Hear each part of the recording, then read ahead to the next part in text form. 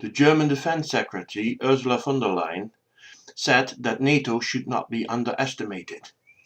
I doubt her, given the situation of her own army, given the situation of the Dutch army, the Belgian army, and so many other armies. I doubt very much whether Europe is capable of defending itself against an all-out Russian attack. About this, I've written this on the Kiev Post opinion site. My country, the Netherlands, is a contributor to that so-called Rapid Reaction Force of NATO.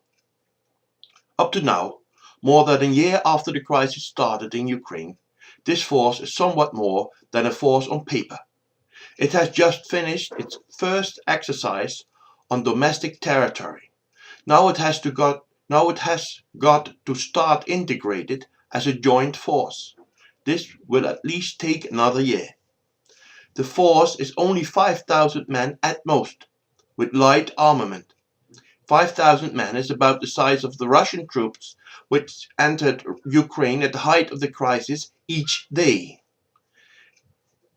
It will not be the NATO force will not be permanently stationed in the Baltics because our politicians don't dare to do that. They are intimidated by Putin and believe that they will provoke him by doing so. Before the troops can be deployed, each contributing government has to give permission. That will take days at best. Over land, it will be easy for Russia to block entrance to the Baltics through an operation from Kaliningrad. Blocking air and sea entrance is also relatively simple. Then there is a less rapid reaction force in NATO, of about 20,000 troops, which need more than 2 weeks to be fully operational. Getting only 50% of total NATO forces fully mobilized and operational will take several months.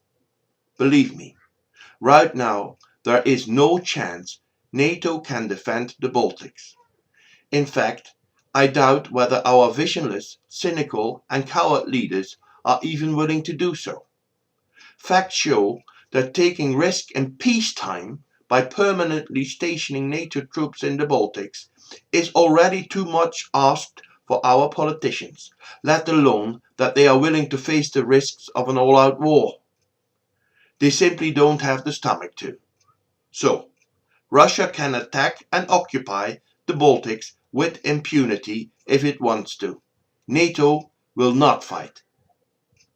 Given its readiness and size of its army, and given the lack of readiness on our side, in theory, Russia could overrun the whole of Europe if it wants to. Putin is not just bluffing. Because it takes so long for us to be mobilized, and the state of many of our armies is so deplorable, that Russian soldiers would be smoking legal marijuana on the terraces of Amsterdam at the time that we will be able to really fight back. But then it's too late. I can only advise the continent I love so much to wake up and prepare its military to bring our defense budgets to 2% of GDP immediately. Now, even if the money can't be spent right now because of the production capacity of the defense factories, bring it to 2% now. That money will eventually be well spent. We only have one independence. We only have one freedom. We only have one European dream. We shouldn't spoil it and risk it. We should prepare. Thank you.